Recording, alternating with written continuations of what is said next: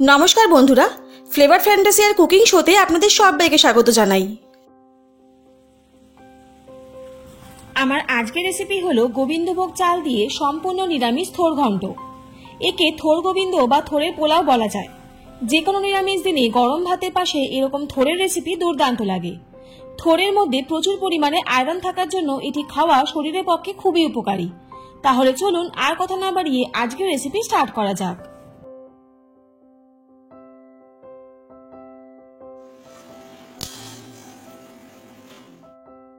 রান্নাটা করার জন্য প্রথমে থোড়ের ছোকলাগুলোকে ছাড়িয়ে থোড়গুলোকে চাকা চাকা করে কেটে এরকম লম্বা সাইজ করে কেটে নিয়েছি। থোড় কাটার পর যদি অনেকক্ষণ পরে রান্না করেন তাহলে সেই ক্ষেত্রে নুন জলে ভিজিয়ে রাখবেন যাতে থোড়গুলো কালো না হয়ে যায়। এবারে একটা কড়াইতে আমি পরিমাণ মতন জল দিয়ে দিলাম গরম করার জন্য। জলটা গরম হলে এর মধ্যে আমি কেটে রাখা থোড়টা দিয়ে দিচ্ছি। থোড়গুলোকে জলের মধ্যে দেওয়ার একটাই কারণ, সেটা হলো থোড়গুলোকে আমি সিদ্ধ করে নেব। একদম বেশি সিদ্ধ করার প্রয়োজন নেই, হাফ সিদ্ধ করলেই হয়ে যাবে। দেখুন জলটা ফুটে উঠছে আর জলটাও কিরকম কালো হয়ে যাচ্ছে। এর কারণ হলো থোড় থেকে যে কষটা বের হচ্ছে তার থেকে জলটা কালো হয়ে যায়। দেখুন জলটা অনেকটাই কিন্তু কমে আসছে, আরেকটু কমার পর্যন্ত অপেক্ষা করব আর থোড়টাকে ভালো করে সিদ্ধ করে নেব। দেখুন থোড়টা সিদ্ধ হয়ে গেছে। এবার কড়াই থেকে খুব ভালো করে জলটা ছেঁকে নিয়ে অন্য পাত্রে নামিয়ে নিলাম। এবারে কড়াইতে পরিমাণ মতন সরষের তেল দিয়ে দিলাম। আমি এখানে 4 থেকে 5 টেবিল চামচ সরষের তেল দিয়েছি। সরষের তেল ভালো করে গরম হয়ে গেলে এর মধ্যে দিয়ে দিচ্ছি হাফ টিস্পুন পাঁচফোড়ন, 2টো শুকনো লঙ্কা, 2-3টে ছোট এলাচ আর একটা তেজপাতা। এই সব উপকরণকে তেলের মধ্যে প্রায় 30 থেকে 40 সেকেন্ড মতন ভালো করে ভেজে নেব। ফোড়নটা খুব ভালো করে ভাজা হয়ে গেলে আর ফোড়ন থেকে খুব সুন্দর একটা গন্ধ বেরোলে এর মধ্যে সেদ্ধ করে রাখা থোড়গুলো দিয়ে দিচ্ছি।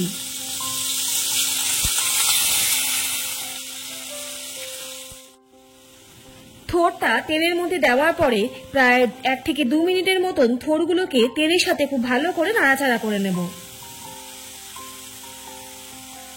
2 মিনিট থোড়গুলোকে তেলের সাথে নাড়াচাড়া করার পর এর মধ্যে এবার দিয়ে দিচ্ছি পরিমাণ মতন লবণ এবং 1 টিস্পুন হলুদ গুঁড়ো, আর দিয়ে দিচ্ছি 3 টেবিল স্পুনের মতন আদা, জিরে এবং কাঁচা লঙ্কা বাটা, যেটা আমি আগে একসাথে বেটে রেখে দিয়েছিলাম। আর দিয়ে দিচ্ছি হাফ কাপ ভেজানো গোবিন্দভোগ চাল। আমি এখানে হাফ কাপের মতন গোবিন্দভোগ চাল নিয়েছি আর গোবিন্দভোগ চালটাকে প্রায় 8 ঘন্টার মতন জলে ভিজিয়ে রেখে দিয়েছিলাম। তারপরে গোবিন্দভোগ চালটাকে জল ঝরিয়ে নিয়ে এই রান্নাতে আমি ব্যবহার করেছি। গোবিন্দভোগ চালটাকে থোড়ের সাথে আর এই মশলার সাথে খুব ভালো করে প্রায় 4 থেকে 5 মিনিট ধরে আমি কষিয়ে নিচ্ছি, এতে চালটাও নরম হয়ে যাবে। এবারে এর মধ্যে দিয়ে দিচ্ছি 2 থেকে 3 টেবিল চামচ নারকেল কোড়া আর স্বাদ মতন চিনি। নারকেল কোড়া আর চিনিটা দিয়ে এই থোড়টাকে আর গোবিন্দভোগ চালটাকে আরো 4 থেকে 5 মিনিট কষিয়ে নিচ্ছি। গোবিন্দভোগ চালটা কষানোর সময় যাতে নিচটা লেগে না যায় তার জন্য আপনারা অল্প একটু জল ব্যবহার করতে পারেন। আমিও এখানে অল্প একটু জল ছিটে দিয়েছিলাম যাতে নিচটা লেগে না যায়।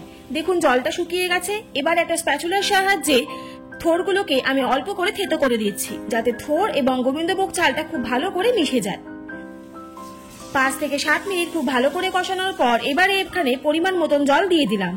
জলটা দেওয়ার পরে থোড় এবং চালটাকে খুব ভালো করে একবার মিশিয়ে নিতে হবে। সবকিছু খুব ভালো করে মেশানোর পরে প্রায় 10 মিনিটের মতন মিডিয়াম ফ্লেমে রান্না হতে দিতে হবে, কিন্তু মাঝে মাঝে অবশ্যই স্প্যাচুলার সাহায্যে খুব ভালো করে একবার নাড়াচাড়া করে নেবেন। যেহেতু গোবিন্দভোগ চাল আছে তাই নিচটা লেগে যাওয়ার সম্ভাবনা থাকে, তাই নিচটা যাতে লেগে না যায় তাই অবশ্যই মাঝে মাঝে নাড়াচাড়া করে নেবেন।